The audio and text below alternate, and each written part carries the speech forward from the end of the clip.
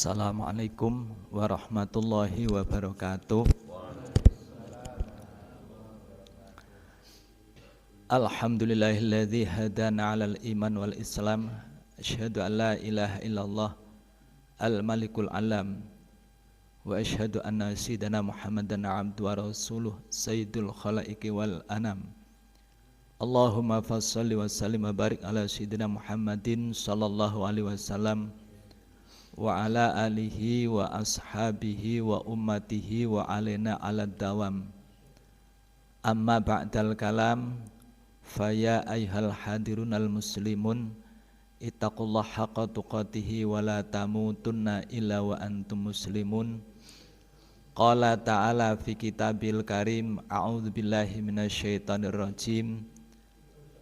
La in syakartum la azidannakum wala in kafartum inna azabi lasyadid. Al-ayah amma ba'd. Hadaratal mukarramin, para alim, para ulama, para kiai, para ustadz yang sangat kita hormati, kita taati dan kita patuhi segala nasihat dan mau'idhahnya. Bapak Ibu jamaah sholat maktubah, sholat rawatib, khususnya di Masjid Nurus Sa'adah Sumampir atau perumahan Gria Satria Indah, yang mudah-mudahan senantiasa mendapatkan limpahan rahmah barokah dari Allah Subhanahu wa taala. Allahumma amin. Pertama dan yang utama adalah kita bersama-sama menjadikan puji dan syukur kita kepada Allah Subhanahu wa taala. Alhamdulillah, di pagi hari yang sejuk, yang dingin, yang mudah-mudahan senantiasa membuat kita hatinya sejuk, hatinya nyaman, hatinya merasa dalam lindungan Allah Subhanahu wa taala. Kita bisa hadir, kita bisa berkumpul, kita berjamaah di masjid ini dalam rangka melaksanakan ibadah pada Allah Subhanahu wa taala. Harapan kita dan doa kita mudah-mudahan amal-amal ibadah kita, amal-amal soleh kita, amal-amal kebaikan kita dan amal-amal yang telah kita laksanakan dalam hidup kita akan menjadi wasilah, menjadi sarana kebahagiaan kita hidup di dunia maupun di akhirat. Allahumma amin. Bapak Ibu hadirin jamaah sholat subuh yang sangat kita hormati. Pertama, saya berterima kasih karena di pagi hari ini bisa ikut bersilaturahmi dengan panjenengan semua. Ini nampaknya banyak sekali para ustadz-ustadz ya, yang saya yakin panjenengan semuanya orang-orang alim, sehingga saya hadir di sini sifatnya silaturahmi, bukan mulang Bapak Ibu, nggih. Karena insya Allah panjenengan sudah orang-orang alim semua. Allahumma amin. Ya, tujuan kita ke sini pertama silaturahmi dan yang kedua kita saling berbagi, kita saling mengingatkan. Kata Allah, fadzakir fa inna dzikra tanfa'ul mu'minin. Berilah peringatan, berilah tausiah, karena memang watak manusia yang tidak bisa ditinggalkan, yang itu sudah menjadi kodrat, adalah lupa dan salah. Karena itu mengingatkan merupakan satu keniscayaan, satu hal yang mesti kita lakukan sebagai hamba Allah yang ingin selalu baik. Dengan satu harapan, fa inna dzikra tanfa'ul mu'minin. Mudah-mudahan upaya mengingatkan ini akan bermanfaat, berguna, membawa maslahat bagi kehidupan umat-umat yang beriman. Allahumma amin. Bapak Ibu hadirin sekalian yang saya hormati, kemarin saya di WA disuruh mengisi jihad ya. Jihad itu pengajian Ahad ya. Tapi kalau saya dengar namanya kok agak serem, jihad ya. Mungkin ya jihad itu ngaji hari Ahad, ngoten nggih ya. Jadi tapi mestinya ngaji tidak harus hari Ahad. Jangan-jangan kalau disebut jihad kalau tidak hari Ahad enggak ngaji. Padahal kita tahu dalam hadis Utlubul ilma minal mahdi ilal lahdi. Carilah ilmu. Ya. Saya tidak akan mengatakan menuntut ya. Karena mau nanti kalau ada pakar hukum nuntut itu kan kalau salah, enggak salah kok dituntut. Makanya utlubul ilma minal mahdi ilal lahdi. Carilah ilmu mulai ketika kamu sekalian lahir sampai menjelang ketika meninggal. Saya ingat satu syair yang disampaikan oleh seorang penyair, saya lupa namanya, tapi syair itu berbunyi begini: An-nasu idza sahal badan kathurat ta'am, wan nasu idza sahal qalbu kathurat ta'allum. An-nasu, yang namanya manusia itu, idza saluhal badan, jika badannya sehat, kathurat ta'am, maka makannya banyak. Jadi kalau dalam kebiasaan kita untuk ngecek, untuk mengetahui, untuk mengidentifikasi apakah orang itu sehat atau tidak, sebenarnya mudah. Meskipun orang itu kelihatannya sakit, tapi kalau makannya masih banyak, berarti insya Allah orang itu masih sehat. Wan nasu, demikian pula manusia, idza sahal qalbu, jika hatinya sehat, jiwanya sehat, batinnya sehat, kathurat ta'allum, maka dia banyak mengaji, banyak mencari ilmu. Lah ini kepada Bapak dan Ibu semuanya, nampaknya syair ini untuk mengingatkan kita semuanya ya, bahwa yang namanya orang makan dengan orang mencari ilmu itu statusnya sama. Kira-kira sepakat apa tidak Bapak Ibu? Orang makan dan orang mencari ilmu itu statusnya sama. Artinya apa? Artinya selama kita masih hidup, maka selama itu pula kita makan. Tanpa disuruh, tanpa dipaksa, tanpa diperintah, dengan sendirinya kita makan. Karena apa? Kita butuh. Ya, tidak ada orang yang dari kecil sampai mau meninggal, ketika masih sehat kok tidak makan, enggak ada. Pasti akan mati. Dan orang itu tidak sehat. Lah ketika orang itu sehat, maka makan itu menjadi rutinitas. Demikian pula namanya orang mengaji. Jika orang itu jiwanya sehat, batinnya sehat, hatinya sehat, maka kathurat ta'allum. Belajar itu menjadi rutinitas. Makanya karena yang namanya makan itu barang kelihatan, sehingga orang tidak disuruh pun pasti makan kalau lapar. Tapi kalau orang ngaji karena ilmu itu abstrak, makanya pakai disuruh. Utlubul ilma minal mahdi ilal lahdi. Carilah ilmu mulai dari lahir sampai meninggal. Karena itu Bapak dan Ibu semuanya, mudah-mudahan kita dijadikan oleh Allah menjadi orang-orang yang sehat lahirnya sehingga makannya enak, dan juga sehat batinnya sehingga senang, hobi, rutin dalam mengikuti kegiatan-kegiatan tholabul ilmi. Sepakat nopo sepakat? Sepakat. Bahkan dalam satu hadis Nabi pernah bersabda, asyaddun nas hasrotan man amkanahu tholabul ilmi walam yatlubhu. Asyaddun nas, orang yang paling ya paling itu apa ya, pokoknya paling, asyaddun nas, orang yang kebangetan itu. Apanya? Hasrotan, penderitaannya, penyesalannya, kehinaannya. Siapa mereka? Man amkanahu tholabul ilmi walam yatlubhu, yaitu orang-orang yang diberi kekongangan, orang-orang yang diberi kesempatan emas, orang-orang yang diberi hidup dalam waktu yang cukup, tetapi dia tidak mau memanfaatkan kesempatan itu untuk mencari ilmu. Jadi kalau kita ditanya, siapakah orang yang hidupnya paling menderita? Siapakah orang yang hidupnya paling hina? Siapakah orang yang hidupnya paling sengsara? Maka jawabannya bukan orang miskin, bukan orang fakir, bukan orang yang tidak punya apa-apa dan tidak punya siapa-siapa, tapi orang yang paling hina, orang yang paling sengsara dalam hidupnya adalah ketika orang itu mendapatkan kesempatan yang sangat bagus untuk mencari ilmu, tetapi tidak memanfaatkan itu untuk mencari. Na'udzubillah min dzalik. Nah, kita berharap, kita berusaha, mudah-mudahan kita termasuk orang-orang yang min ahli to'am, tetapi sekaligus min ahlil ilmi. Dua-duanya ini kebutuhan pokok kita Bapak Ibu. Jadi saya sangat meyakini bahwa orang hidup itu harus selalu makan dan harus selalu mencari ilmu. Karena dua-duanya adalah kebutuhan.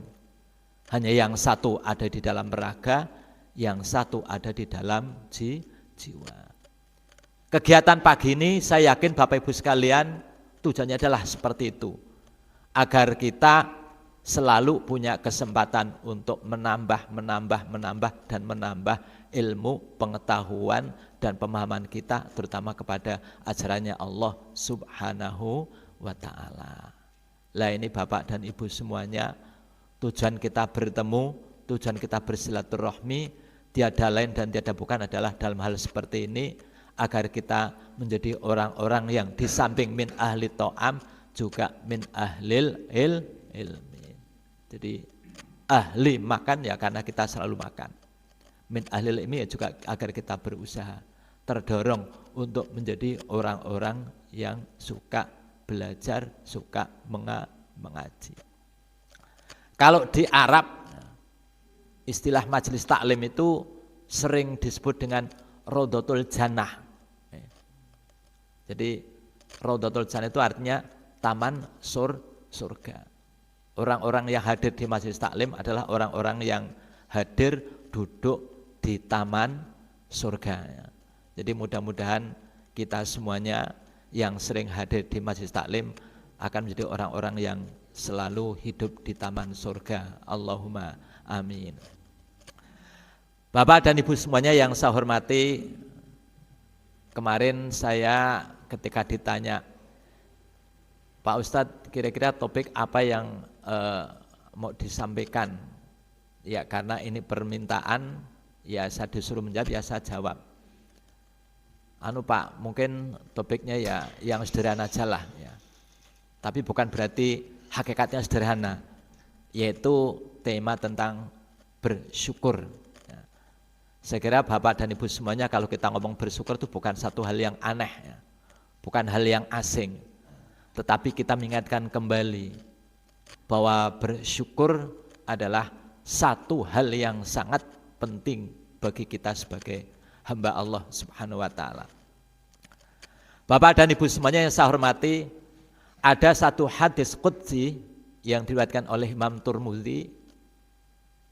Allah mengatakan, A'udzubillahi minasyaitonirrajim, Bismillahirrahmanirrahim.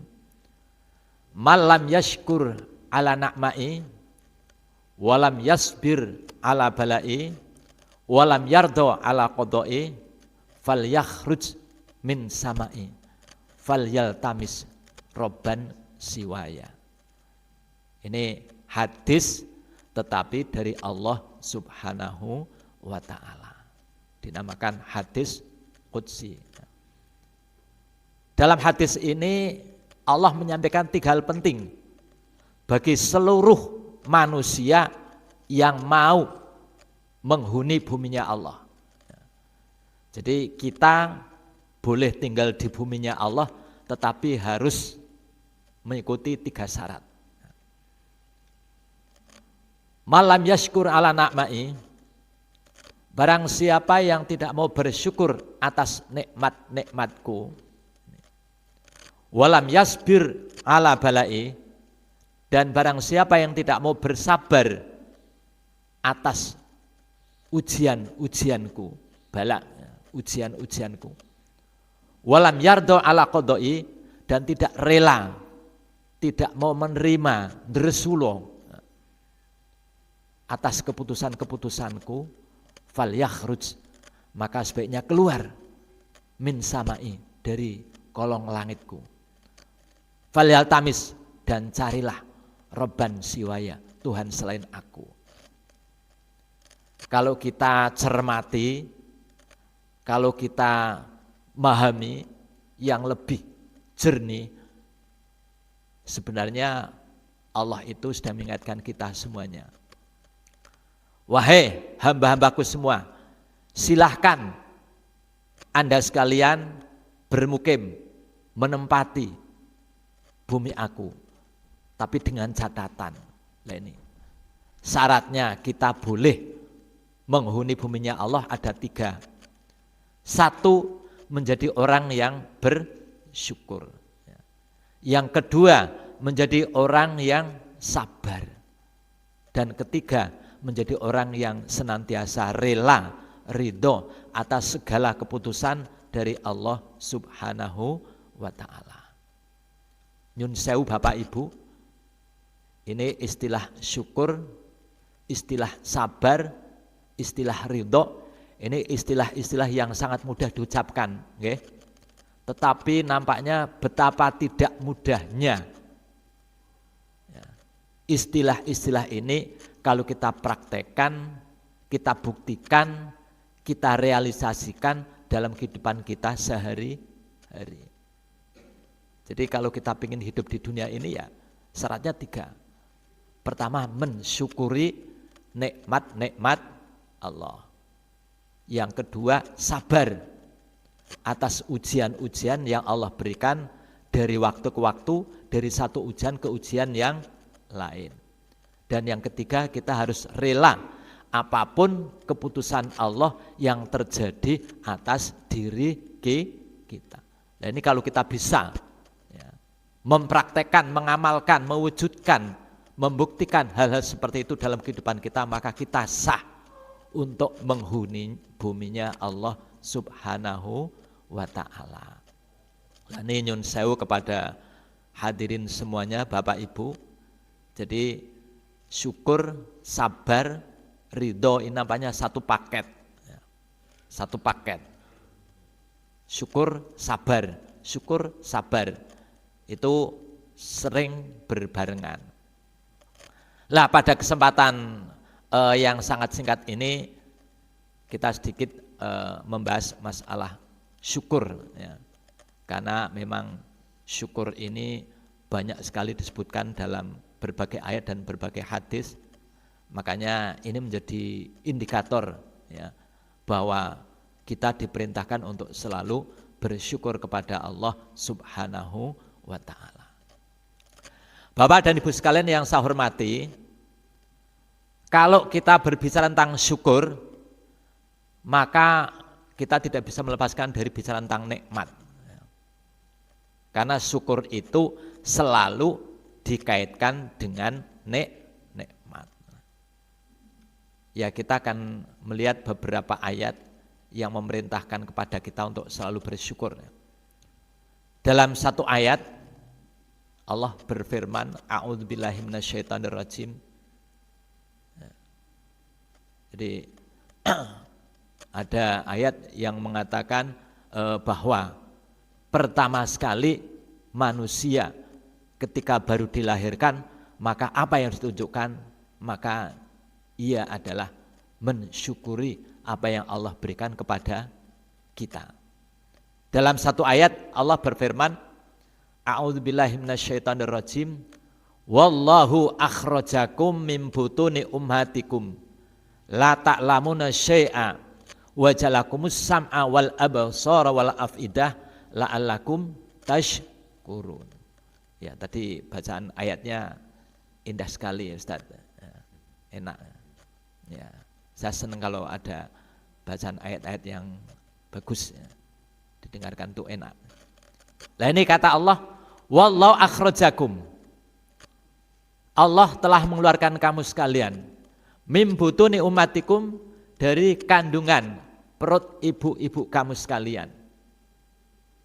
Seperti apa ketika kita dikeluarkan dari gua garba ibu atau kandungan ibu kita semuanya. La ta'lamuna syai'a, dalam keadaan tidak tahu apa-apa, tidak ngerti apa-apa, tidak paham apa, tidak bisa apa-apa. Kira-kira lemah atau lemah? Sangat lemah. Khuliqal insanu dha'ifa. Manusia itu sesungguhnya sebenarnya diciptakan dalam keadaan yang sangat lemah. Jadi la ta'lamuna syai'a, tidak bisa apa-apa, tidak ngerti apa-apa.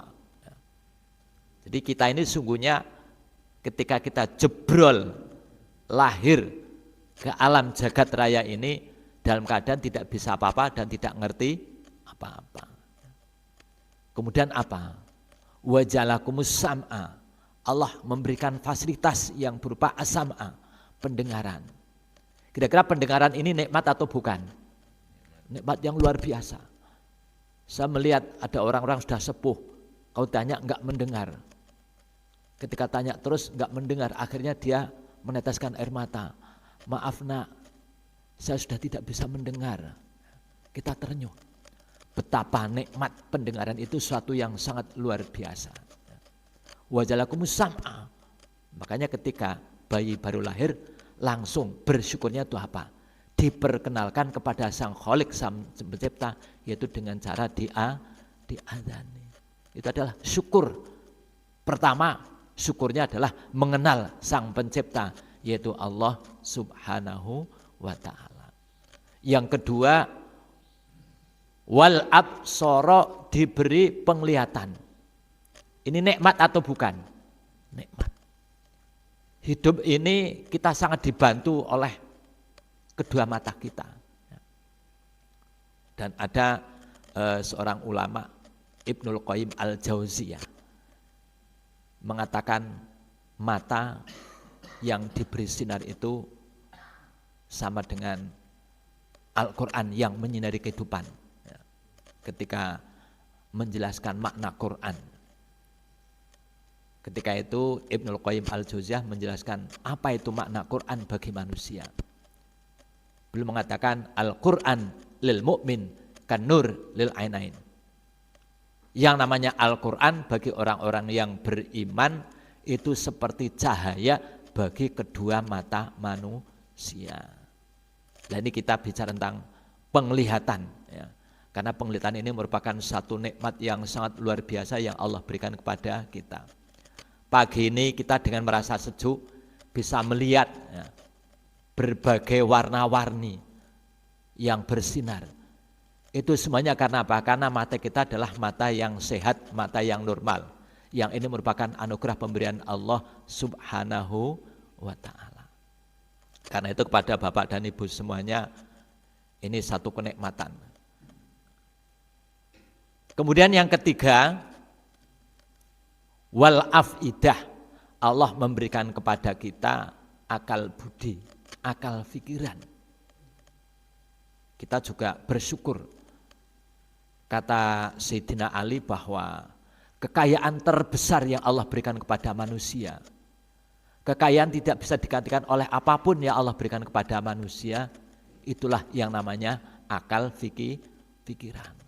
Makanya kita berbahagia dijadikan oleh Allah orang yang punya pendengaran, orang yang punya, ya, penglihatan, dan orang yang diberi akal budi. Ini harus kita syukuri.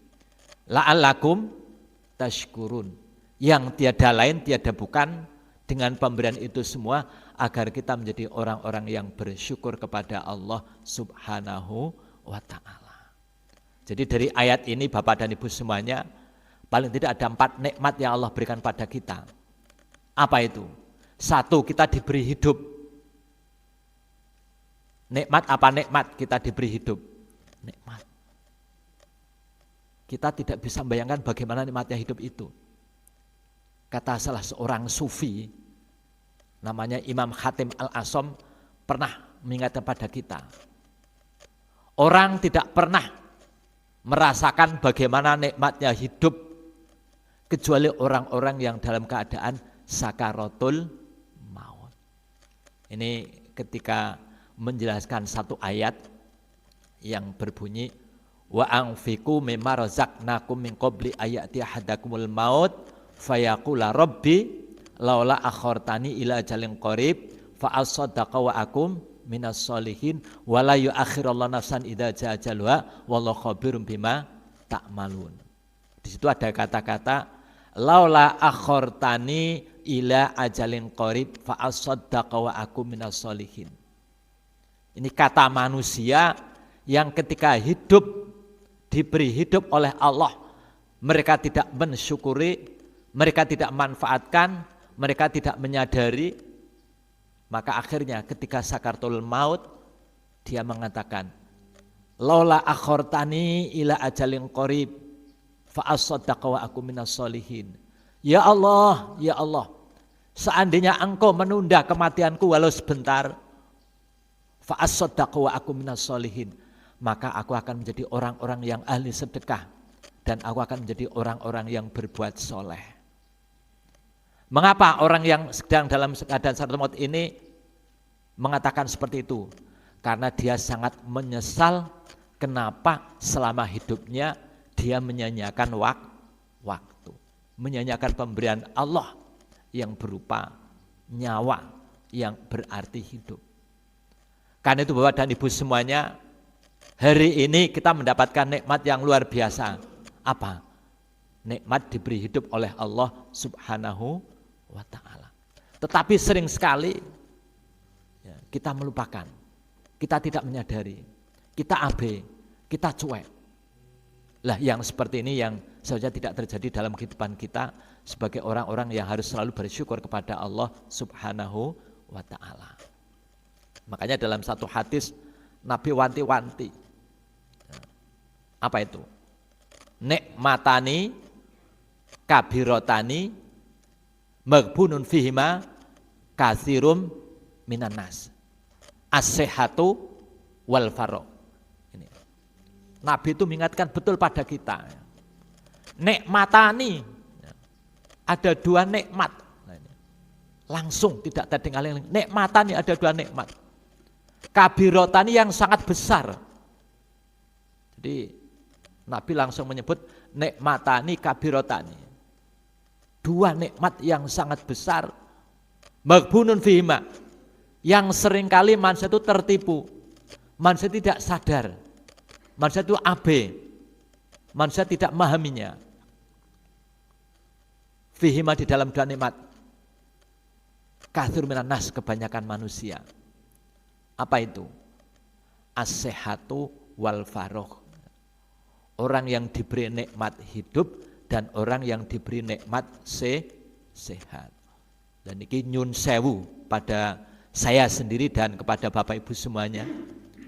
Betapa mensyukuri nikmat ini satu hal yang sangat penting. Jadi kita diberi nikmat yang sangat besar sekali, yang tak ternilai, tetapi sering diabaikan. Apa itu? As-sihhatu wal faragh. Nikmat sehat dan nikmat diberi kehidupan oleh Allah Subhanahu wa ta'ala. Dan ini nyun sewu. Ini dua nikmat yang kalau saya rasakan itu, ya karena kalau kita sedang sakit kita merasakan betapa enaknya, nikmatnya, senangnya, bahagianya orang yang diberi kesehatan. Ini Imam Hatim Al-Hazim juga mengatakan, as-sihhatu la ya'rifu nimataha ilal mardho. Orang-orang yang sehat mereka tidak akan pernah bisa menghayati, menikmati, merasakan betapa nikmatnya orang-orang yang diberi kesehatan. Ilal mardho, kecuali orang-orang yang sedang sakit. Jadi kalau panjenengan pengen tanya bagaimana nikmatnya orang sehat, enaknya orang sehat, bahagianya orang sehat adalah ketika kita berkunjung, nilai, nueni teman-teman, saudara-saudara atau teman-teman kita yang sedang dalam keadaan sakit. Ini hal sepele tetapi itu satu yang sangat penting untuk selalu kita ingat, bahwa ketika kita diberi kesehatan oleh Allah maka kita harus mensyukurinya. Nah, ini. Jadi kata Imam Hatim bahwa orang-orang yang tahu nikmatnya orang sehat adalah orang-orang yang dalam keadaan sakit. Bapak dan Ibu semuanya yang saya hormati, ini kalau kita bicara syukur, ini memang banyak sekali hal-hal yang harus kita ingatkan kepada diri kita semuanya. Tetapi hal tadi itu hal yang sangat penting untuk mengingatkan kita agar kita selalu menjadi orang-orang yang berusaha untuk menjadi orang yang bersyukur kepada Allah Subhanahu wa ta'ala. Dalam satu ayat, kalau kita bicara tentang syukur juga bicara tentang nikmat. Apa nikmat itu? Allah mengatakan, wa atakum min kulli ma sa'altumuh wa in ta'uddu nikmatallahi la tuhsuha. Wa atakum, Allah telah memberi kamu sekalian ma sa'altumuh, apa-apa yang kamu sekalian minta. Nah, ini. Jadi sebenarnya Bapak dan Ibu semuanya, apa-apa yang kita minta sungguhnya sudah disiapkan oleh Allah Subhanahu wa ta'ala. Ini kalau kita ingat surat yang sangat pendek dalam Al-Quran, yaitu surat Al-Kautsar. Itu mengingatkan kita. Ini ayat ini diturunkan kepada Nabi ketika Nabi itu merasa sedih.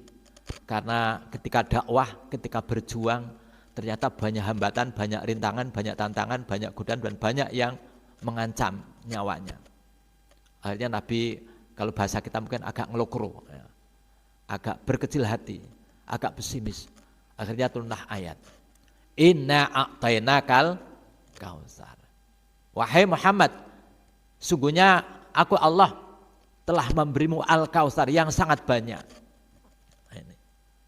Ini satu gambaran bahwa sebenarnya dalam kehidupan manusia itu Allah sudah memberi berbagai fasilitas kepada manusia yang lebih dari yang dibutuhkan oleh manusia. Nah, ini kita harus memahami bahwa sebenarnya Allah itu telah menyiapkan fasilitas untuk kita lebih dari fasilitas yang kita butuhkan. Mungkin masalahnya karena kita kurang mampu untuk memahami, kurang mampu untuk mencermati, kurang mampu untuk mengidentifikasi, atau dalam bahasa yang umum kita kurang mampu untuk mensyukuri. Jadi kalau ditanya, Allah itu sudah memberi kepada kita segala yang kita butuhkan. Fasholli lirabbika wanhar. Makanya 3 hal yang harus dilakukan. Jangan lupa selalu bersilaturahmi kepada Allah. Fasholli, sholat. Lirabbika, dan jadilah manusia-manusia yang ikhlas. Wanhar, dan jadilah manusia-manusia yang punya jiwa berkorban atau berjiwa sosial. Bapak dan Ibu semuanya yang saya hormati, ini waktunya tinggal 5 menit ya. Ya, intinya bahwa dalam hidup ini kita diperintahkan untuk selalu bersyukur kepada Allah, dan dalam bentuk yang paling nyata syukur itu kira-kira seperti apa? Karena syukur itu kan istilah ya. Kalau saya pernah baca satu buku, ini teori psikologi ya. Bagaimana refleksi, bagaimana bukti atau contoh konkret perilaku manusia yang bersyukur itu seperti apa. Karena biasanya kalau ngomong syukur secara normatif itu gampang, tapi praktek sehari-hari orang bersyukur itu seperti apa. Pertama, orang yang bersyukur itu adalah orang yang tidak untuk mengeluh. Apapun yang dihadapi dalam hidup ini selalu menunjukkan suasana sukacita, selalu bergembira. Apalagi di pagi hari ya. Kalau dalam satu hadis itu kalau orang di pagi hari itu harus senyum. Senyum itu menggambarkan orang itu bahagia. Orang bahagia itu adalah orang yang bersyukur kepada Allah Subhanahu wa ta'ala. Jadi bagaimana bukti atau keseharian orang-orang yang bersyukur? Pertama adalah hidup dengan tidak mudah mengeluh. Ya, seperti ketika Nabi merasa hidupnya tidak ada yang peduli, Nabi agak ngeluh. Makanya akhirnya diingatkan, Nabi, kamu enggak usah mengeluh, kamu telah aku beri nikmat yang begitu banyak. Kira-kira seperti itu ya. Jadi apapun kehidupan kita jalani dengan senang hati, karena semuanya itu adalah pemberian dari Allah Subhanahu wa ta'ala. Yang kedua, menikmati ya, cara mensyukuri adalah menikmati apa yang kita punya. Dan ini yang sering disampaikan oleh para dai, para mubalik. Cara bersyukur yang kedua adalah menikmati apa yang kita miliki. Kita punya sepeda ontel, kita nikmati. Jangan noleh-noleh yang punya motor apalagi punya mobil. Nanti kita menjadi tidak bersyukur. Kita punya motor, kita nikmati. Jangan melihat yang punya karena apa? Akan muncul rasa tidak syukur, akan muncul perasaan dersulo. Waduh, tanggaku punya mobil kok saya hanya punya motor.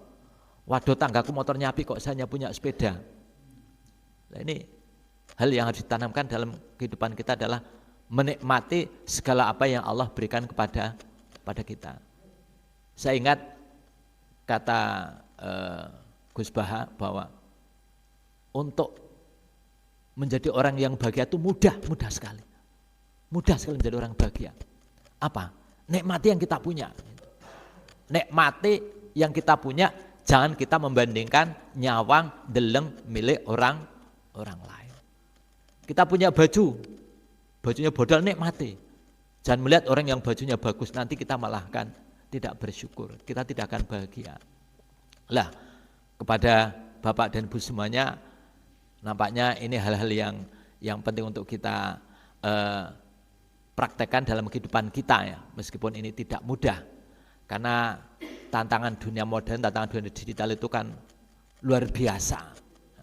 Makanya kita tetap harus kembali kepada ajaran kita, ajaran Islam yang telah Allah sampaikan kepada kita oleh Nabi besar Muhammad SAW. Jadi yang pertama itu kita tidak mudah Rasulullah, yang kedua kita menikmati apa yang kita dapatkan, dan yang ketiga kita lebih banyak memandang orang lain dalam hal keduniaan itu orang-orang yang lebih bawah dibanding kita. Ungzuru ilaman wa asfal minkum wala tangzuru ilaman wa faqakum. Lihatlah kamu sekalian pada orang-orang yang di bawah kamu ya. Agar apa? Agar tumbuh rasa bersyukur kepada Allah Subhanahu wa ta'ala. Jadi ketika kita mandang dunia luar, kita punya dua ukuran. Kalau mandang hal yang bersifat keduniaan, kita perlu memandang orang yang lebih rendah. Tapi kalau melihat hal yang berkaitan dengan amal soleh, kita harus melihat orang-orang yang lebih tinggi. Oh, itu kok orangnya ngalim, kenapa saya bodoh? Ini perlu ditiru. Oh, itu orangnya kok soleh, wah ini perlu ditiru. Tapi kalau melihat ada orang lain kaya, ada orang lain punya ini punya itu, kita tidak harus ke situ karena nanti kita akan panas. Kenapa saya tidak punya? Bagaimana caranya kita supaya punya? Nah, ini akhirnya bikin kita menjadi tidak tenang. Bapak dan Ibu hadirin jamaah sekalian yang berbahagia, mungkin apa yang saya sampaikan seperti itu sedikit hanya sekedar mengingatkan pada kita semuanya. Mudah-mudahan kita senantiasa dijadikan oleh Allah menjadi orang-orang yang pandai bersyukur ya. Karena apa? Karena asyukru mamba'un nikmah wa nikmah mamba'us sa'adah. Itu konsep hidup kita bersyukur. Syukur adalah sumber kenikmatan, dan kenikmatan adalah sumber kebahagiaan. Jadi kalau kita ingin bahagia ya kita harus nikmat. Lah agar kita nikmat ya kita harus banyak bersyukur. Kenapa kita harus bersyukur? Karena wa atakum minkul masa'altumu wa in ta'udu nikmatallahi la tuhsuha. Allah telah memberikan kepadamu apa-apa saja yang kamu minta. Masa'altumu wa in ta'udu nikmatallahi la tuhsuha. Sampai-sampai kalau kamu sekalian diminta untuk menghitung nikmat Allah, maka tidak akan pernah mampu untuk menghitung nikmatnya. Nah ini jawabannya seperti itu ya. Jadi kebahagiaan akan muncul karena orang itu nikmat. Nikmat akan muncul karena orang itu bersyukur. Bersyukur akan muncul ketika orang sadar ayatnya Allah Subhanahu wa ta'ala. Kiranya seperti itu pada Bapak dan Ibu semuanya. Kalau ada hal yang kurang pas, saya mohon maaf, dan mudah-mudahan Allah senantiasa memberikan perlindungan kepada kita, memberikan ilmu-ilmu yang banyak kepada kita, dan kita jadikan sebagai orang-orang yang sekali lagi min ahli to'am wa min ahlil ilmi ya. Kita ingin dua-duanya ini selalu dibawa. Jadi kalau kita makan kita ingat ilmu. Makanya kalau di rumah ada buku itu taruh dekat makanan ya. Karena dua-duanya itu adalah sumber nutrisi bagi kita semuanya. Demikian kurang lebihnya mohon maaf. Billahi taufik wal hidayah, biridha wal inayah, alafu minkum. Assalamualaikum warahmatullahi wabarakatuh.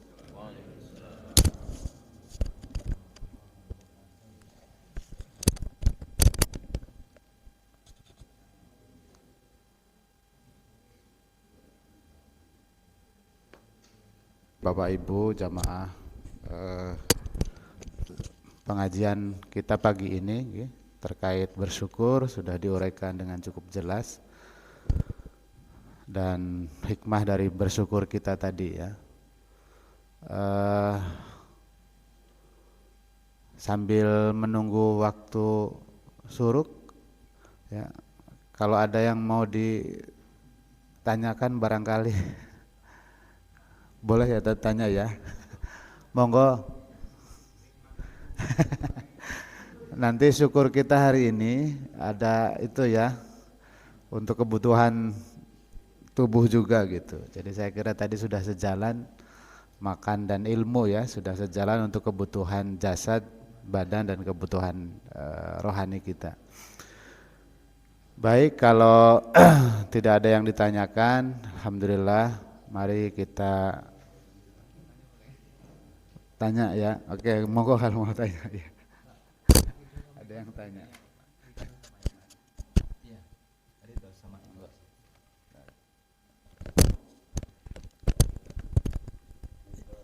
Ya, ini ada ridho sama ikhlas, itu ada juga istilah taufik dan hidayah ya. Di taufik dan hidayah, ridho, ikhlas. Kalau ridho itu lebih banyak kita menerima, kita ridho. Kalau ikhlas kita mengeluarkan itu. Jadi orang beribadah yang ikhlas itu berarti apa yang dilakukan itu dilakukan dengan hanya mengharap ridho dari Allah Subhanahu wa taala. Tapi ketika kita ridho itu atas segala hal yang Allah datangkan kepada kita. Apa yang kita rasakan, apa yang kita alami, apa yang kita nikmati, kita jalani dengan ridho. Itu namanya ridho. Tapi kalau kita berbuat sesuatu, itu kita berbuat itu dengan ikhlas. Jadi ikhlas itu meskipun ini sebenarnya lebih kepada pemahaman ya. Jadi ikhlas kita keluar. Tapi kalau ridho kita mendapatkan. Jadi kalau kita memberi, kita melakukan sesuatu, kita ikhlas. Tapi kalau kita mendapatkan, itu ridho. Jadi misalkan saya mendapatkan cobaan apa yang bagi saya mungkin tidak enak, ya saya ridho. Jadi ridho. Jadi istilah ridho dan ikhlas itu memang mirip-mirip, tapi kalau kita cermati kata-kata ikhlas selalu berdampingan dengan amaliyah. Apa yang itu. Tapi sedangkan ridho itu selalu dengan qada qadar itu. Jadi sehingga ikhlas itu sifatnya keluar, kalau ridho sifatnya ke dalam. Ya sebenarnya mirip-mirip itu, suasana hatinya sama.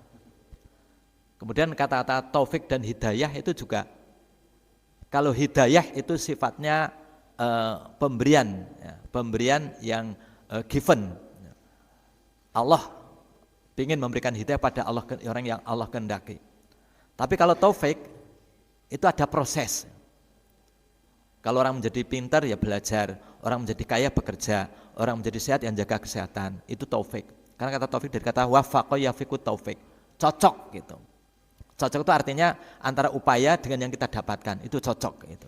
Makanya ada istilah billahi taufik wal hidayah. Jadi taufik itu ada proses aktif sehingga kita mendapatkan apa yang kita harapkan. Kemudian hidayah itu tidak ada proses aktif, tapi kita mendapatkan sesuatu yang kita harapkan tapi atas kehendak Allah. Ini kata-kata yang sering kita dengar sepintas sama nih, tapi kalau kita cermati betul konteks-konteks dari masing-masing kata itu muncul ternyata beda. Ngoten nih Pak. Masih. Ada lagi jemaah? Cukup ya, cukup. Baik, cukup saya kira para Bapak Ibu.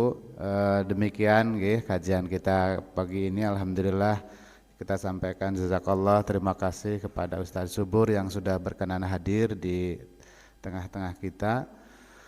Mari kita tutup kajian kita pagi ini dengan hamdalah dan disempurnakan dengan doa kafaratul majlis. Alhamdulillahirabbil alamin. Subhanaka Allahumma bihamdika asyhadu an la ilaha illa anta astaghfiruka wa atubu ilaik. Assalamualaikum warahmatullahi wabarakatuh.